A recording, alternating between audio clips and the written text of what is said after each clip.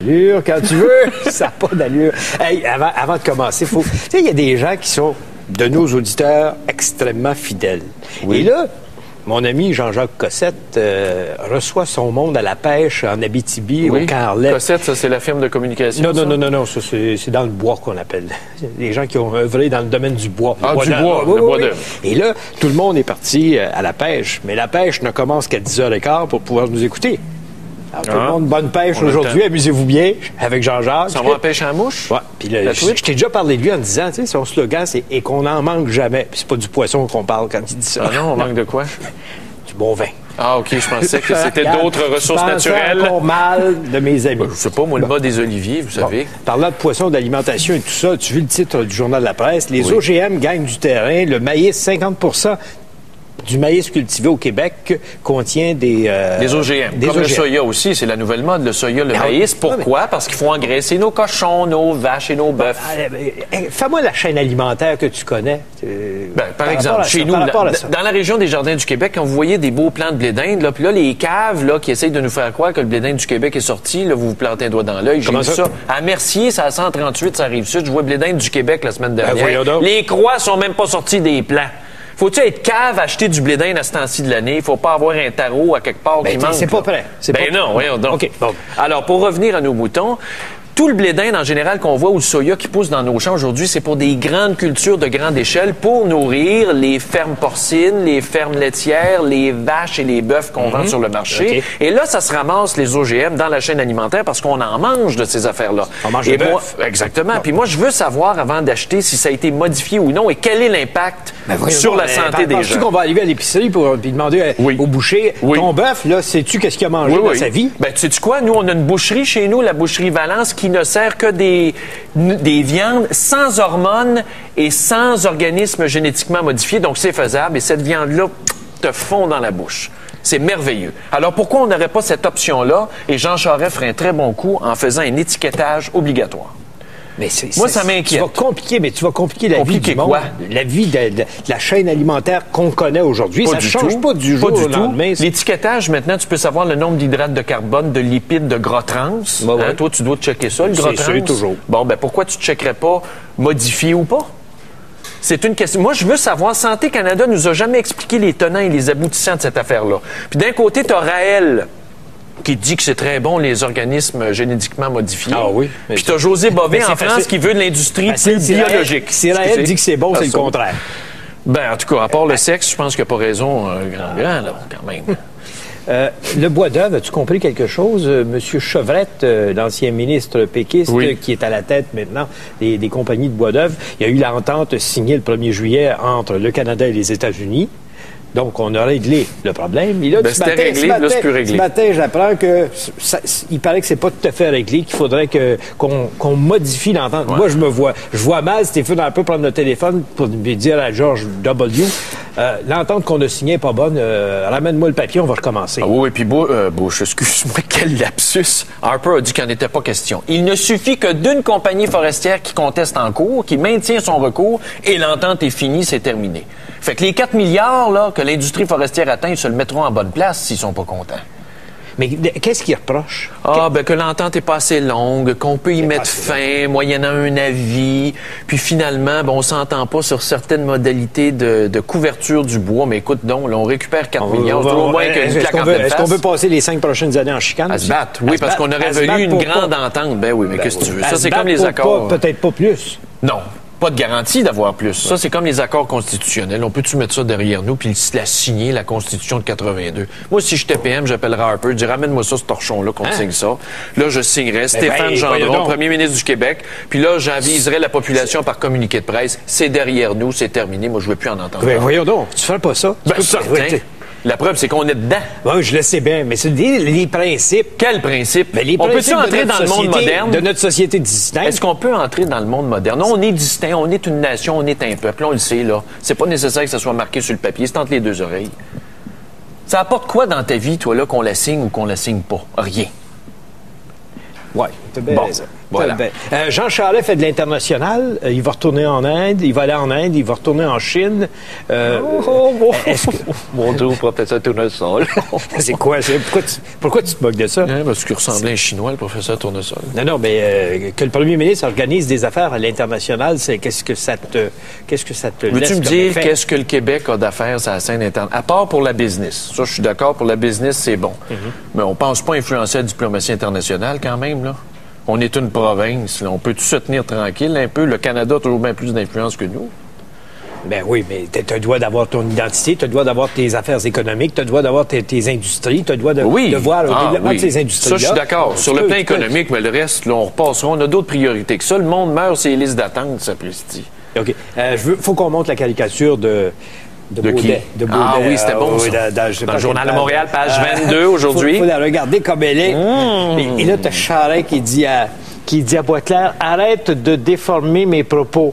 Puis là, il dit, on a les moyens d'être souverain, nanana. Et puis là, le coup de tête, le coup de Zidane. Dans le ventre. Le coup de Zidane. Mais moi, j'aurais donné un coup de tête ailleurs, moi, André Boisclair. Où?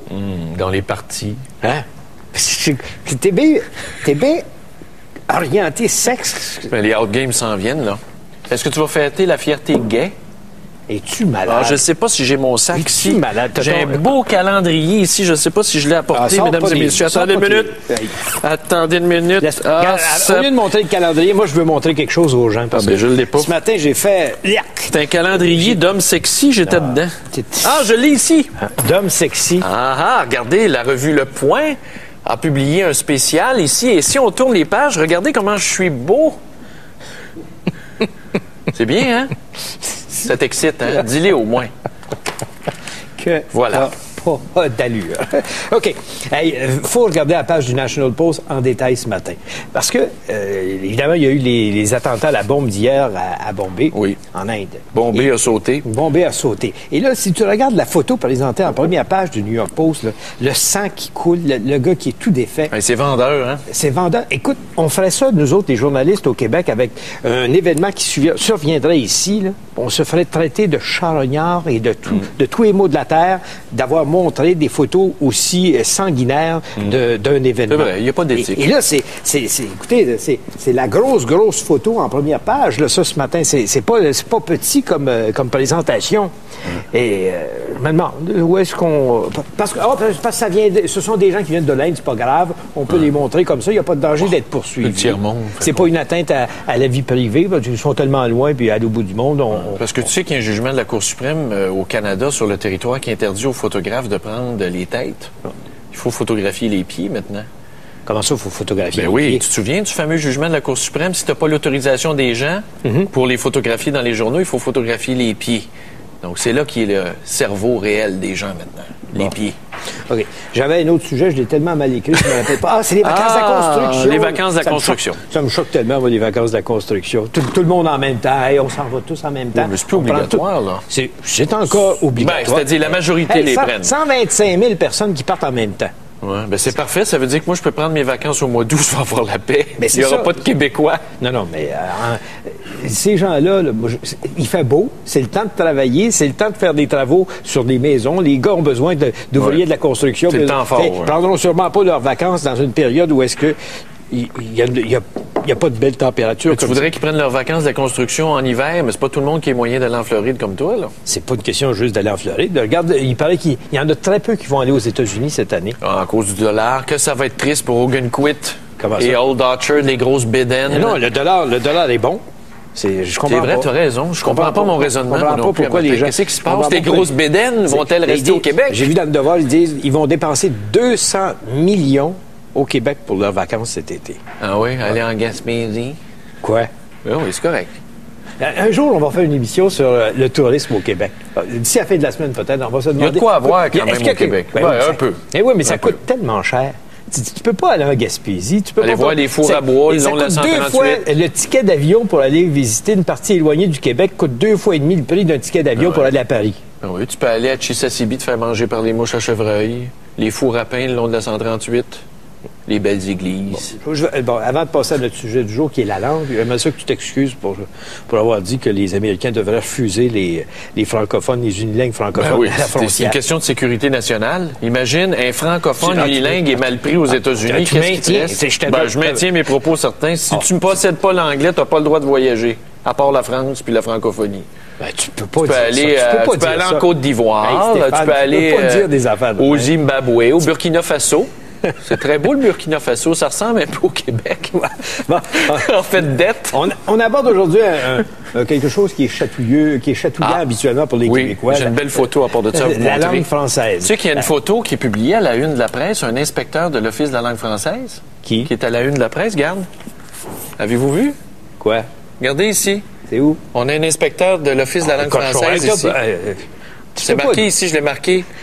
Regardez. Regarde. Agent de l'Office de la langue française. C'est ça que je pense de ces gens-là. Pour que les gens comprennent bien, on va parler de Beaconsfield. Le maire de Beaconsfield et le conseil municipal refusent de modifier les noms sur les noms de rue ou les noms affichés sur les connerie humaine. Mais la connerie humaine, tel que demandé pour se conformer à la loi 101 sur l'affichage. C'est typiquement québécois, ça, la connerie humaine. Quoi? On va dépenser des fonds publics parce que le mot drive est plus gros que le mot chemin. Regardez, là, dans l'affiche. Drive. Puis chemin est marqué au complet. Promenade. Un chemin en bas. L'autre, c'est promenade White Pine. White Pine Drive. White Pine Drive. Parce que les racistes de Québécois veulent refaire l'histoire et éliminer toute trace d'anglicisation au Québec, alors que on sait très bien que les Anglais, ça a été un apport positif pour l'histoire du Québec. Mais... on était en 1976. Toi, encore en 1900, remontons à l'histoire. Il y a 30 ans d'écoulés. Il n'y a pas personne qui peut dire, à mon avis... Le français n'est pas menacé. Que le français est menacé. Pas pantoute. Puis de toute façon, Beaconsfield, c'est une ville anglophone. Comme chez nous, on était une ville anglophone et tout doit être bilingue. Fuck la loi 101. Moi, c'est ça que je dis. Mais tu t'en vas dans les cantons de l'Est. Là aussi, il y a des anglophones. Oui. Bon. Puis il faut les respecter. Mais jusqu'à leur donner le droit d'afficher. Certain. Nous, tout est bilingue. Nos communications sont bilingues, puis tout est illégal. Et j'en suis fier. Et moi, certain. Moi, je mets au défi un inspecteur de l'Office de la langue française de venir à mon hôtel de ville et dire, vous allez arrêter de communiquer dans vos bulletins en anglais avec les citoyens. Fuck la loi 101, c'est ça que je vous dis. Parce que moi, je respecte l'héritage de mes gens et ma communauté. Puis ils vont me passer sur le corps avant que ça arrive. Hey. Mais ça peut être quoi comme sanction? M'en fiche des sanctions. Il n'y en aura pas. On va se torcher avec les sanctions, on va te le dire, moi. Une loi qui n'a pas d'allure, tu ne la respectes pas. Hey, on peut pas dire que ça n'a pas d'allure. Quand on a passé cette loi-là, il y avait un fondement. Pas vrai. René Lévesque, j'ai lu une revue de presse récemment, avait honte de cette loi-là quand ça a été adopté en 77. Pourquoi? Quand tu as besoin d'une loi pour te protéger alors que la langue, c'est entre les deux oreilles que ça se passe, tu fais dur comme peuple. Vraiment, tu n'as pas de colonne. Tu es vraiment estropié intellectuellement quand tu es obligé d'avoir une loi comme ça. Tu ne feras pas des amis, ce matin. Je m'en fiche, moi. De toute façon, ça achève, là, ces émissions-là. On va poser une question. La question qu'on vous pose ce matin, a-t-on raison de se battre encore aujourd'hui, 2006, a-t-on raison de se battre encore pour la francisation? Vous pouvez commencer tout de suite à réserver vos lignes. Vous nous appelez à Montréal 514. C'est quoi ce complexe d'infériorité-là? Laisse faire. Bon, je pose la question, puis le monde va nous appeler. Bon, le numéro de téléphone pour les gens de Montréal, 514-790-0874. De partout au Québec, c'est sans frais. 1-877-790-3535. Ou encore, vous pouvez nous écrire par courriel à www.tqs.ca. Tu défends pas ça, toi? T'es pas estropié. Mais non. Non, mais...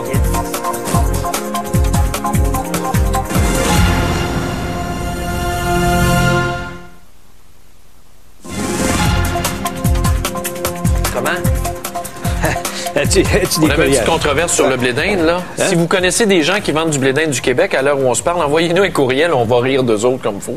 Comment ça? Mais voyons donc, Christy, on est au début. Hey, il faut du pot en serre. Oui, du blé d'Inde de serre, oui, ça doit être bon. Ben non, non. Serre les dents. Non, pour garder les motons. OK, bon, on va commencer par Borseux. Borseux à Longueuil, on a un premier appel. Borseux, bonjour. Oui, bonjour. C'est votre vrai nom? Bernard Borseux. C'est Monsieur Borseux. OK, voilà, je suis belge. Ah bon, on vous écoute, Monsieur Borseux. Alors, écoutez, moi je suis pour le français, la langue française. Là, en Belgique, on parle 4 langues. Oui, bravo. OK, on parle l'allemand, on parle le flamand, on parle le français, et puis on parle l'anglais. Et tout se passe super bien. Comment ça se fait que chez nous, ça chicane, d'après vous? Eh ben, je ne sais pas. Écoutez, moi, ça fait depuis 1 an et demi que je suis au Québec, là, parce que j'ai épousé une Québécoise. Félicitations. OK, qui est super, du reste, là. Moi, j'essaye de comprendre pourquoi vous voulez votre indépendance, là. Mais c'est-tu un complexe d'infériorité qu'on a à toujours craindre de disparaître? Voyons donc, vous n'êtes pas disparu, vous, dans vos communautés en Belgique, vous êtes encore là? Ben, je suis encore là, oui. Bon. Ben, c'est vrai. Par contre, M. Gendron, là, je vous apprécie beaucoup. Quant à M. Desmarais, là, lui, il a une bonne bouille. Ça veut dire quoi, ça, une bonne bouille? Une bonne bouille, une bonne figure. Oui. Mais pour Une le reste... bonne bouille, je l'apprécie énormément. Merci. Non, mais ça fait longtemps que j'essaye de vous joindre. Là. Je pourrais vous en parler de l'Europe, là. J'ai été baigné dedans, j'ai 49 ans, là. Moi, j'ai travaillé pendant 23 ans pour ma propre entreprise. Mes diplômes ne sont même pas reconnus ici au Québec. Ah, ça, c'est comme les médecins étrangers. C'est ça. Tu arrives ici, tu es supposé d'être un ignorant. Alors que les universités en Europe sont meilleures qu'ici, en passant. On manque de monde dans les hôpitaux, mais on refuse les médecins. Non, mais vous savez ce qu'on m'a dit il n'y a pas 2 jours, là, vous êtes trop diplômés, vous. Le pire, c'est que je vous crois. Non, mais c'est débile. Ça, dans ce temps-là, vous regardez celui qui vous embauche et vous dites, est-ce que ça te fait peur? Parce que c'est le même, il faut leur parler. Je sais surdiplômé dit, mon job est en jeu. Quelqu'un de plus compétent que moi, mon job est en jeu. Alors que dans l'entreprise, c'est de t'entourer des plus compétents, comme ça, tu vas vivre et survivre. Merci beaucoup, M. Merci, M. Je vous en prie, M. Gendron et M. Desmarais. Bon séjour. Au revoir.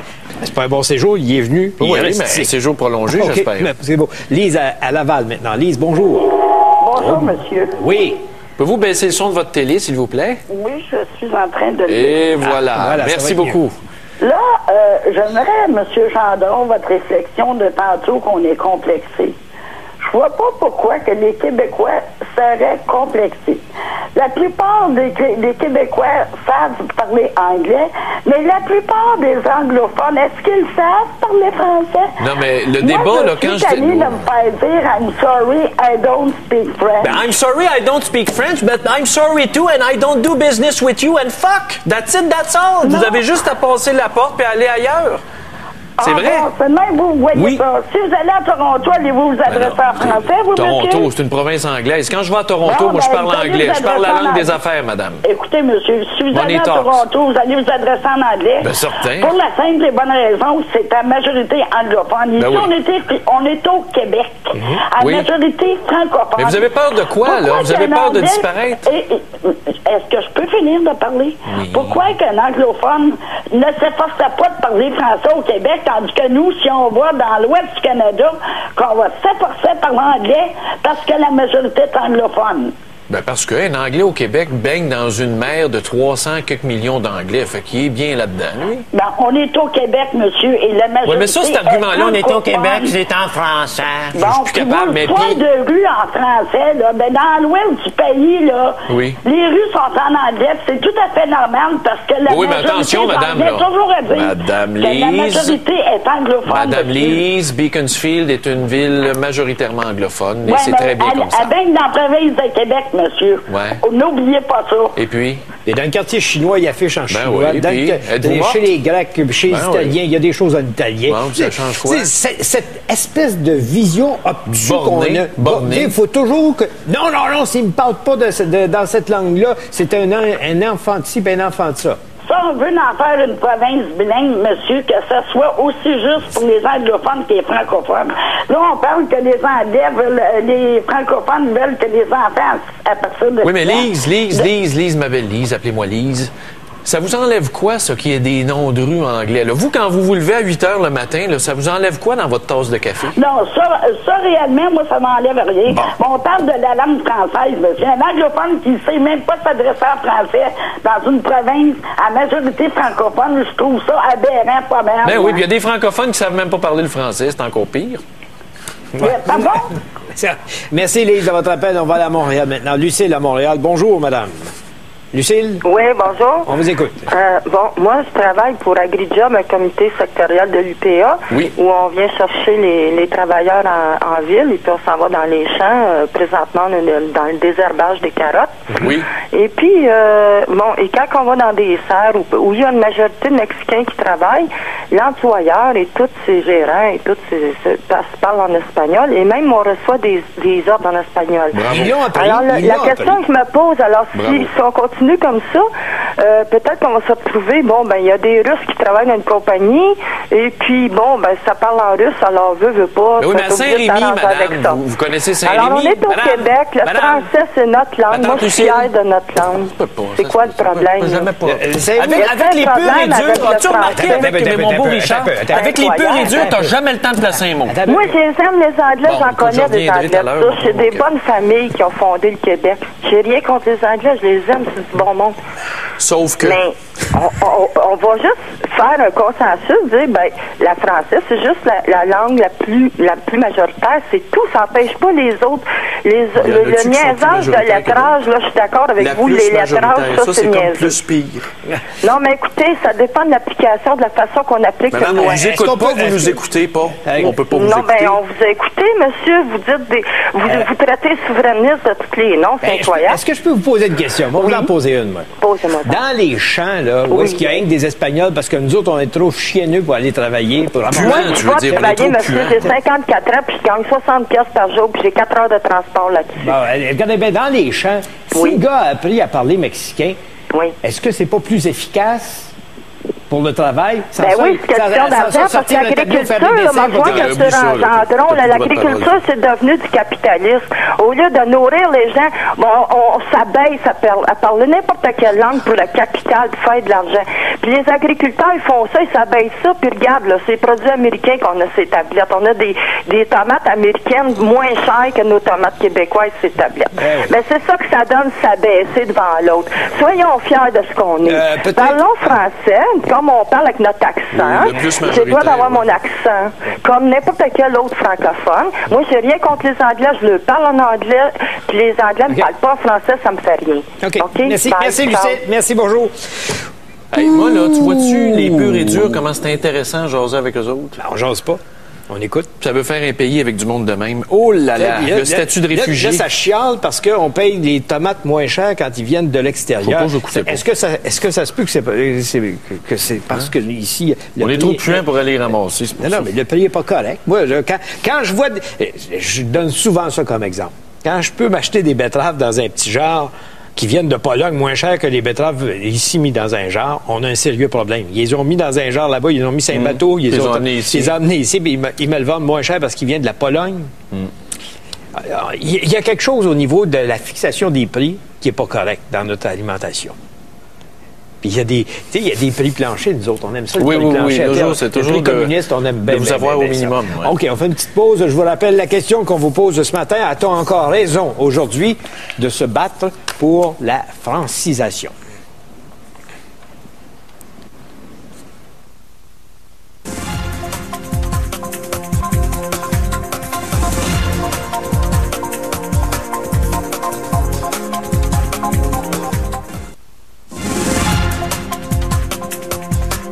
Tout notre débat vient du fait qu'on parle de Beaconsfield qui a refusé de franciser les affiches au coin des rues. Et le maire de l'endroit, M. Bob Benedetti, est en ligne avec nous. M. Benedetti, bonjour. Bonjour, Richard, comment ça? Ça va bien. Voulez-vous nous expliquer votre position? Un instant. Oui, j'ai difficulté de vous écouter. Répète, s'il vous plaît. Je voulais que vous nous expliquiez pourquoi vous refusez ce qu'on vous demande de faire au niveau de la... Ce qu'un inspecteur demande de faire. Ouais. Ben, oui, il y a deux choses. Premièrement, il y a un débat qui continue avec le OQLF sur la question de certaines affiches de rue qui nous a été condamnées de payer une amende dans le mois de décembre. Puis maintenant, l'Office ne veut pas accepter nos tentatives de se rendre ces affiches conformantes par mettre le générique français sur le... C'est une question de grosseur de lettres. Hein, c'est une question, mais aussi l'office, disons, c'est pas nécessaire, c'est pas le même que des enseignes commerciales. C'est le simple prédominance, pas c'est simple prédominance. Il y a des avocats qui disaient que si le mot français c'est à la côté gauche, ou au plus haut que des autres. C'est une chicane d'avocat. On est en train de faire une chicane d'avocat. Mais ça coûterait combien, M. le maire? Mais le problème, que si quelqu'un veut... Nous avons des citoyens qui étaient déjà vu une hausse de taxes de 30 puis ils nous demandent que nous dépensons 80 000 pour changer des enseignes en Beaconsfield. Ça n'a pas d'allure. Ça n'a pas d'allure. Ça n'a pas d'allure. Ben non. Et d'autres, on tentait le plus possible que de rentrer en conformation. On n'a pas de plainte d'aucun de nos citoyens. Attends, laisse-moi écouter.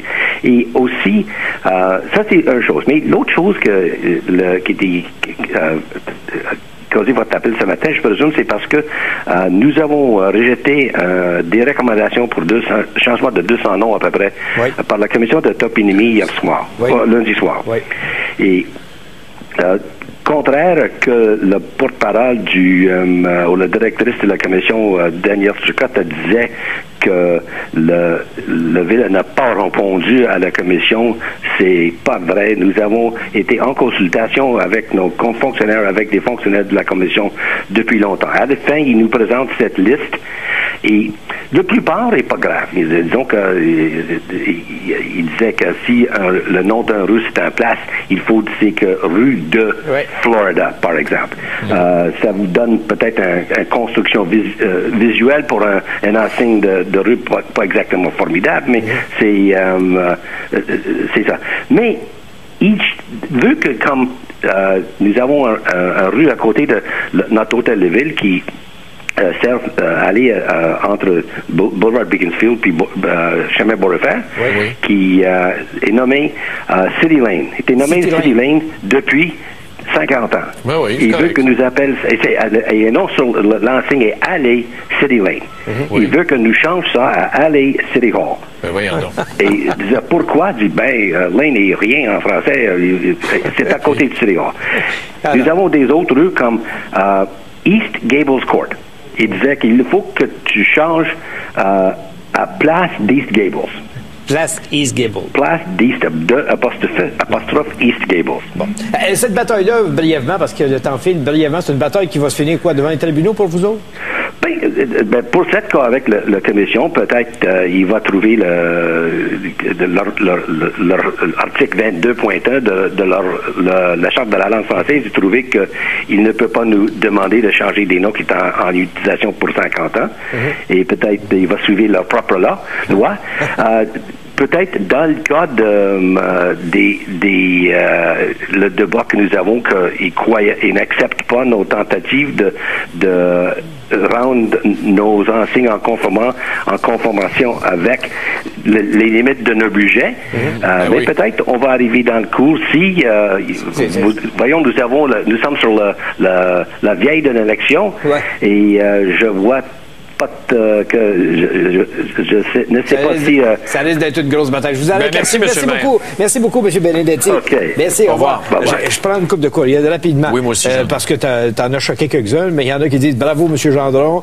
Moi, ça me dérange pas que tu sois bilingue. Bravo, M. Gendron, pour vos propos. J'ai visité votre ville dimanche dernier et j'ai constaté l'harmonie qui régnait même en anglais.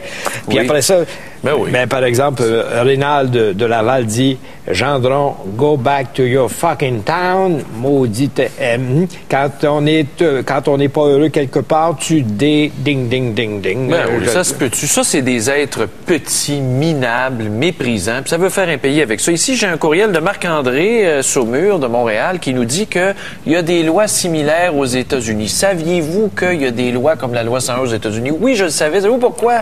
Parce que j'ai fait une scolarité de maîtrise à McGill là-dessus. Proposition 63 en Californie qui voulait déclarer l'anglais langue officielle parce qu'on avait peur des hispanophones. On veut même faire un mur entre les frontières. Faut-tu être vraiment insécure à ce point? OK, on prend un appel, on va à Lévis. Dominique qui est en ligne. Bonjour. Bonjour. On vous écoute. Moi, je crois qu'il y a de quoi à craindre. On est quand même entouré de 300 000 anglophones. Craindre quoi, Dominique? 300 millions, excusez. Craindre quoi, Dominique? Garde un autre qui est un verbomoteur. Craindre quoi, Dominique? Laisse-les parler. Qu'est-ce qu'il y a? Craindre quoi? Craindre quoi? L'anglicisation du Québec. C'est vrai, ça donne le cancer, l'anglais, ça donne le sida? C'est pas nécessairement le cancer, là, mais c'est que si on parle de notre langue, notre particularité, en principe, l'uniformisation, moi, je vois pas ça comme un plus, là. Je vois ça vraiment comme un moins. Nos particularités sont bonnes. faut les garder, il faut les faire vivre, ça c'est certain. Vous travaillez-vous, Dominique? Peut-être un petit peu trop restrictive, ça je serais d'accord. Mais là, il faut regarder aussi comme à Montréal, l'anglicisation des emplois, c'est de plus en plus. Ben, j'espère qu'il faut parler l'anglais pour avoir un emploi aujourd'hui. C'est essentiel. Moi, j'en reviens pas comment que vous, l'Empire britannique, vous êtes vendu. L'Empire britannique? Oui, exactement. Parle pas de l'Empire britannique. Dominique, travaillez. Avez-vous une job, probablement? Oui, j'ai une job, monsieur. Bon, je travaille chez Vidéotron. Mais qu'est-ce que ça change dans ma vie que j'ai une job ou pas, là, sur ce que je dis, là? Puis, non, c'est pas ça l'affaire. C'est qu'aujourd'hui, l'anglais est essentiel pour travailler. Puis c'est un dénominateur commun à pas mal sur la planète aujourd'hui. Ça, c'est ce qu'on a décidé. C'est ce que the City of London a décidé et ce que maintenant on fait. Qu'est-ce que London vient faire là-dedans? La City of London, c'est au-dessus de Wall Street et c'est eux autres qui anglicisent le monde au complet. C'est eux autres qui lancent la culture anglaise coast to coast, à grandeur du monde aussi. Ben oui, puis la culture au Québec, il n'y en aurait pas si c'était pas subventionné à coups de fonds publics. Assurément, on est un petit... Il n'y a pas beaucoup de population. Vous étiez sur le bord de dire qu'on est un petit peuple, hein? Ça vous a brûlé la langue. OK, merci Dominique. Je vous rappelle la question. A-t-on raison encore aujourd'hui de se battre pour la francisation?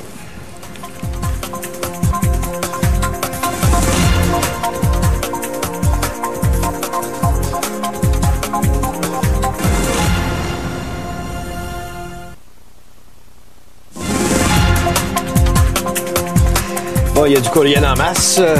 Oui, moi, j'ai deux femmes. Je peux-tu commencer? Une femme sois poli. Qui a tout compris, puis une femme qui a rien compris. Céline Lac-Mégantic. Jacques Cartier est arrivé ici il y a 400 ans, c'est vrai. On parle encore français. C'est quoi le problème? Les Anglais ont toujours vécu dans notre entourage, puis on n'est pas morts. C'est ça.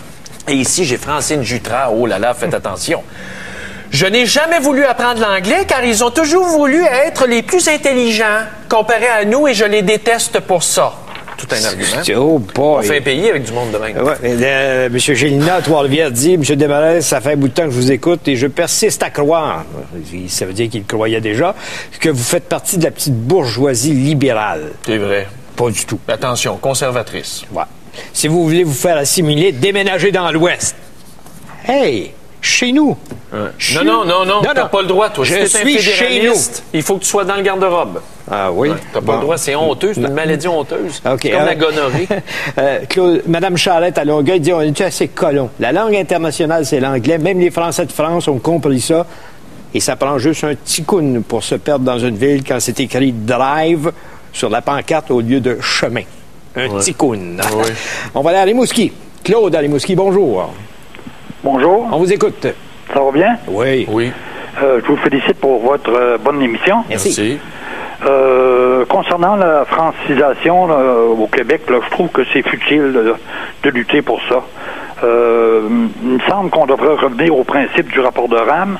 Ça ferait plaisir certainement à M. André Flatt.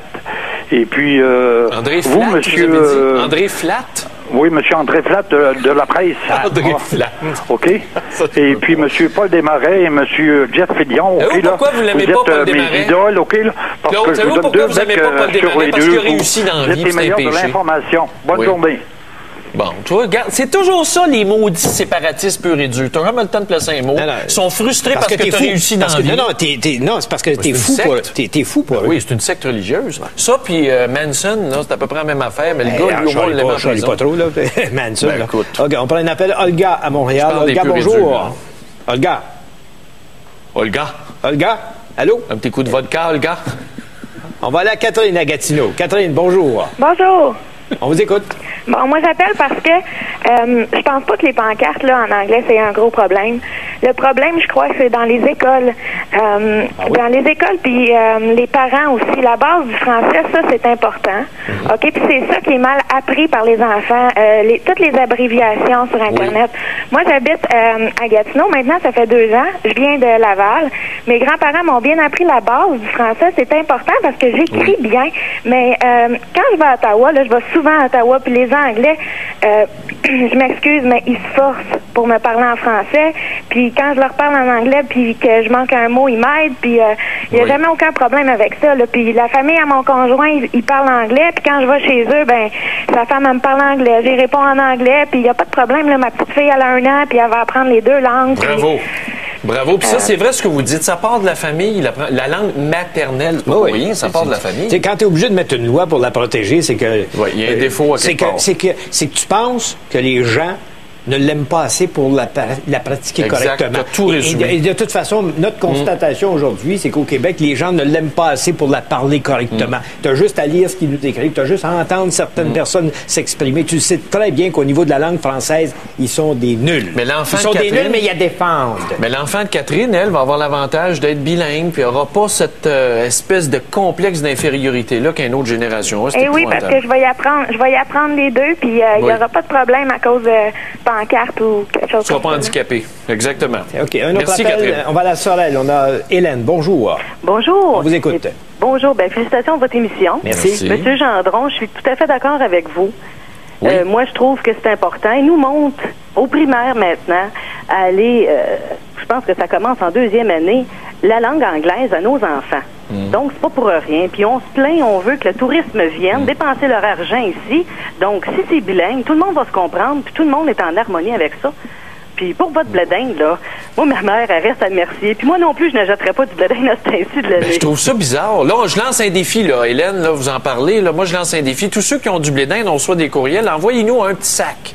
2 épis. Un pour moi puis un pour Richard. Là. Puis d'ici vendredi, on va faire une dégustation. Je vous mets au défi. Non, mangez pas ça, vous allez être malade. On va se passer le blé d'Inde. Merci, Hélène. Bonne journée. Merci. Louise, maintenant, à Boisbriand. Louise, bonjour. Louise? Boisbriand?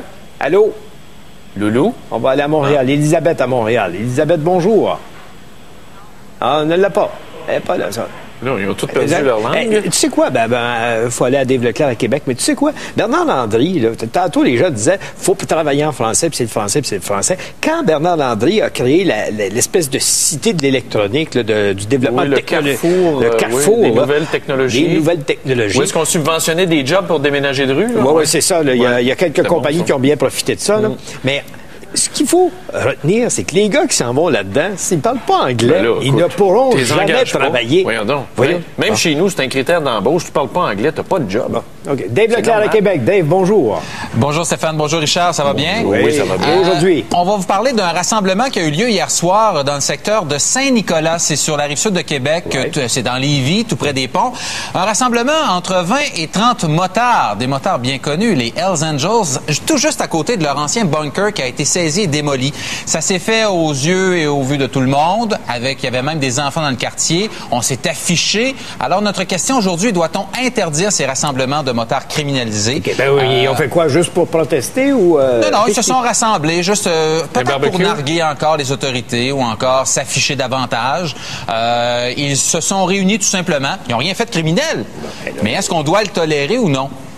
Tant qu'on ne les rendra pas illégaux au sens de la loi, on peut pas rien faire. Et rappelez-vous que le premier projet de loi sur les lois anti-gang prévoyait effectivement ces rassemblements qui devaient être carrément abolis, interdits. Et on a modifié la loi, peut-être aux demandes aussi des policiers qui, je pense, aiment à l'occasion les rencontrer en rassemblement pour prendre quelques photos et les identifier. C'est moins d'ouvrage. Mais c'est quoi la différence entre ça, Dave, puis Falardeau, puis Raymond Villeneuve qui traîne le drapeau du Canada dans la boue le 1er juillet? C'est pas le dire mieux. Entre criminels, là, on se comprend. Je vous le donne. Je vous le donne en 1000, je suis entièrement d'accord.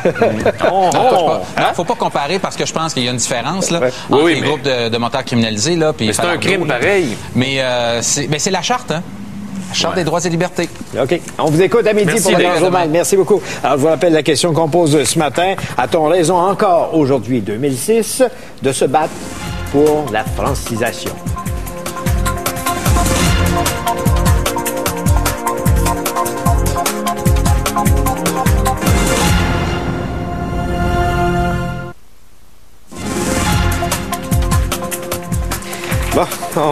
Regardez là, regarde mon beau Richard. J'ai un courriel ici. Simon Langis, premièrement, 67 ans, de Rimouski. Et ce gars-là nous dit, Monsieur Gendron, je suis écœuré de vous entendre sur la loi 101. Vous n'avez pas connu ce que c'était avant. Allô? Avant, c'est fini. Il faut tourner la page. Il me parle de Green Giant. Ben oui, c'est le géant en vert. Il y a eu un progrès. Arrêtez de vivre dans le passé, là, les has-beens de séparatistes. Non, attends, regarde ici. Des fois, le bon sens vient de la Beauce puis vient des jeunes. En général. Jessica, 17 ans, à Beauce, dit « J'ai 17 ans, je crois qu'il est très important de conserver notre langue. » Oui, mais pourquoi se fermer sur l'anglais? Elle dit « L'anglais est la langue du business. L'espagnol arrive en deuxième. » Puis elle dit « À l'école, on nous incite à voyager et à apprendre en voyageant. Mais sans anglais, comment tu veux voyager? » Ben oui. Puis t'as-tu remarqué que la Beauce, tu n'entends jamais parler parce que ça va bien économiquement? Jamais de chicane. Ces gens-là, moi, la Constitution, la politique, la langue, là, j'en ai jusque-là. OK, on prend un appel d'Ottawa. Tiens, justement, on va aller à Ottawa. Charles, bonjour. Bonjour, ça va bien? Oui, on vous écoute. Oui. Bon, ben, je voudrais vous féliciter premièrement sur votre émission. Moi et ma famille, on a beaucoup de plaisir à vous regarder tous les matins. Je voudrais tout simplement souligner que la francisation, c'était bien quelque chose qui était nécessaire dans le passé. OK, dans les années 60, 70, quand que tous les PDG étaient tous des anglophones, puis ainsi de suite. Il y avait un coup de barre à donner, ben oui. Là, ça, on a planté nos racines, on est solide, puis tout le kit. L'affaire qui arrive, c'est pourquoi essayer de changer un Chinois à un Canadien-Français, puis un Espagnol, ainsi de suite, je peux continuer, mais au lieu de se joindre à la grande famille franco-nord-américaine, je veux dire, des fois, nous, en dehors du Québec, on se sent un peu délaissé parce que on insiste à changer un portugais en francophone, puis on oublie nos petits cousins d'à côté, fait que, d'une manière, essayons d'être un petit peu plus ouverts d'esprit, puis l'assimilation, là, moi, vous le dire, une affaire, moi, j'ai 7 générations en Ontario. Je suis pas un gars qui vient du Québec, là. Puis de regarder les discours de paranoïaques, vous allez mourir, puis les Anglais vont vous manger tout rond. Oui, les Anglais se réveillent la nuit, là, ils font des stratégies pour essayer de nous assimiler. Dans mon bout, là, il y a des Campbell, des O'Connor, des Baker, ainsi de suite, qui parlent pas un mot du mot en anglais, parce qu'ils vivent dans nos communautés. Puis vous allez ailleurs, où il y a des Langlois puis des Langevins qui parlent pas un mot français. Mais l'affaire qui arrive, c'est qu'il faut vivre avec nos voisins, les amis. Vous allez toujours être entouré des anglophones, puis il va falloir comme si on se tient les deux poings en l'air toujours à se défendre, mais on se fera pas grand ami de même. Là. Non. Okay. Merci Charles. Merci Charles. Tu sais, là, ça me fait penser, les séparatistes purs et durs, à Fathers for Justice. Fathers for Justice, ce monde-là rabaisse les femmes, ils haïssent les femmes pour augmenter leur cause. Ben, c'est la même chose. Ils haïssent les Anglais pour augmenter leur cause. C'est complètement abruti. On va prendre un appel à Sainte-Catherine maintenant. À Sainte-Catherine, c'est Christian qui est en ligne. Bonjour. Bonjour, monsieur. Ça va bien? Oui, on vous écoute. Oui, bien, écoutez, moi, je vous dis, le peuple québécois, on est un peuple de peureux. On a peur que les autres cultures nous envahissent, on les repousse. Pourtant, on est les premiers à faire des grands festivals, des multicultures et tout ça. Puis on est les premiers quand il y a un immigré qui arrive. Ben là, faut que tu parles ta langue, faut que tu parles notre langue, faut que tu parles notre langue. Moi, je vais vous dire, messieurs, j'ai 32 ans, je travaille dans le milieu des affaires, puis ceux qui ne parlent pas anglais, ben moi, je suis supérieur et on ne leur donne pas de poste. Parce que ça prend ça, je travaille avec des Libanais, je travaille avec des Québécois, des Anglais, et l'anglais, c'est la langue que tout le monde comprend dans le milieu des affaires. Puis je comprends pas pourquoi, je veux dire, comme une dame qui vous a dit tantôt, qu'à l'école, ça devrait pas être dès la maternelle qu'on apprend les enfants en immersion anglaise. Moi, ma mère, dès que j'avais 4 ans, m'a appris l'anglais, puis je peux dire aujourd'hui, je l'en remercie, parce que sinon, je serais pas bien loin. Oui, la langue québécoise, la langue française, elle est là, mais faut pas exagérer non plus là à tout mettre français, sinon on va avoir moins de personnes, puis ben ils vont faire comme ils font toutes les autres compagnies, ils vont aller où ils parlent anglais et on va perdre du monde ici. Ben oui, c'est la réalité. Merci Christian. Merci beaucoup. Christian. On prend un dernier appel du côté de Montréal. Denis, bonjour. Salut. Oui, on vous écoute. OK, moi là, vous me frisez un matin, OK? Parce que regardez bien, on fait venir des immigrants ici, ça parle le mandarin, le russe, l'allemand, ils sont pas foutus de parler anglais ou français. Puis là, moi, qu'on parle anglais, français, j'ai pas de problème avec ça. Mais que l'anglais aussi, qui parle aussi le français. Faisons un partage dans les langues. Oui, mais l'anglais, là, Denis, se pénalise. Les mandarins arrivent ici, ils sont pas foutus de parler de l'anglais ni le français. On va devenir une province sans langue. Voyons donc, ça tient pas de bout, puis personne va se comprendre. Moi, qu'on parle français-anglais, il n'y a rien là. Je suis bien pour ça. Mais que l'anglais, ça parle aussi. Okay. Mais ça vous enlève quoi que l'anglophone refuse de parler français? C'est lui qui se nuit. Oui, regarde. Depuis tantôt, vous dites que le français qui veut rien apprendre, qui mange de la merde. Oui. Mais là, à un moment donné, l'anglais qui fait sa part. Ben oui. Puis s'il veut pas l'apprendre, le français, ben il vivra dans son coqueron à Beaconsfield. Qu'est-ce que vous voulez que je vous dise? Denis, merci beaucoup de nous avoir appelés. Regarde ça. Merci, Denis. J'ai Céline qui nous dit, j'ai étudié dans le domaine du vêtement. Oui. Il faut absolument parler en anglais dans ce domaine-là pour évoluer. Elle dit bientôt, on va devoir parler en mandarin. Oui, parce que le commerce, il va se faire. Regarde, Jean Charest s'en retourne en Chine. Je vais vous dire, en 2050, on va tous rire jaune. Pour nous, monsieur le maire. C'est vrai. Mesdames, messieurs, merci d'avoir été là. Passez une excellente journée. Bon, le blé d'Inde, là, amenez ça. C'est le maire. À demain matin. Oui.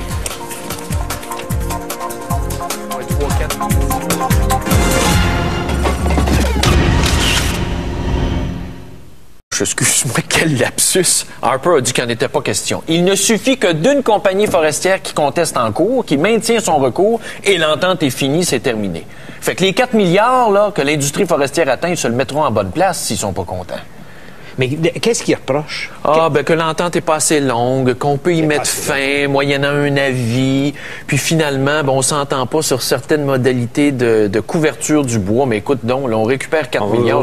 Est-ce qu'on veut passer les 5 prochaines années en chicane? À se battre, oui, parce qu'on aurait voulu une grande entente. Ben oui, mais qu'est-ce que tu veux? Ça, c'est comme les accords. Peut-être pas plus. Non.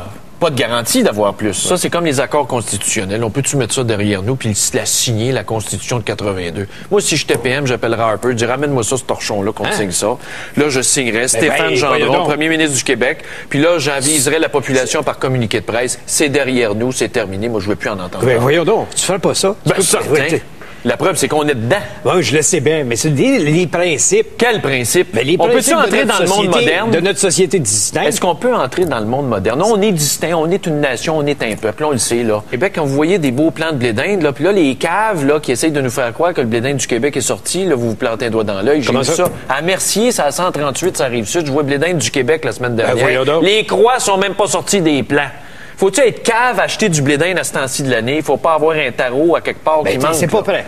Non, voyons donc. OK, bon. Alors, pour revenir à nos moutons, tout le blé d'Inde, en général, qu'on voit, ou le soya qui pousse dans nos champs aujourd'hui, c'est pour des grandes cultures de grande échelle pour nourrir les fermes porcines, les fermes laitières, les vaches et les bœufs qu'on vend sur le marché. Okay. Et là, ça se ramasse, les OGM, dans la chaîne alimentaire parce qu'on en mange de ces affaires-là. On mange de bœuf. Exactement. Puis moi, je veux savoir, avant d'acheter, si ça a été modifié ou non et quel est l'impact sur la santé des gens. Penses-tu qu'on va arriver à l'épicerie pour demander au boucher, ton bœuf, là, sais-tu qu'est-ce qu'il a mangé dans sa vie? Ben, tu sais quoi? Nous, on a une boucherie chez nous, la boucherie Valence, qui ne sert que des viandes sans hormones et sans organismes génétiquement modifiés. Donc, c'est faisable. Et cette viande-là te fond dans la bouche.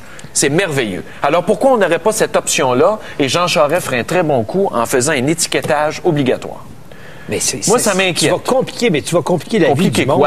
La vie de la chaîne alimentaire qu'on connaît aujourd'hui. Ça ne change pas du jour au lendemain. L'étiquetage, maintenant, tu peux savoir le nombre d'hydrates de carbone, de lipides, de gras trans. Toi, tu dois checker ça, le gras trans. C'est toujours. Bon, ben pourquoi tu ne checkerais pas modifié ou pas?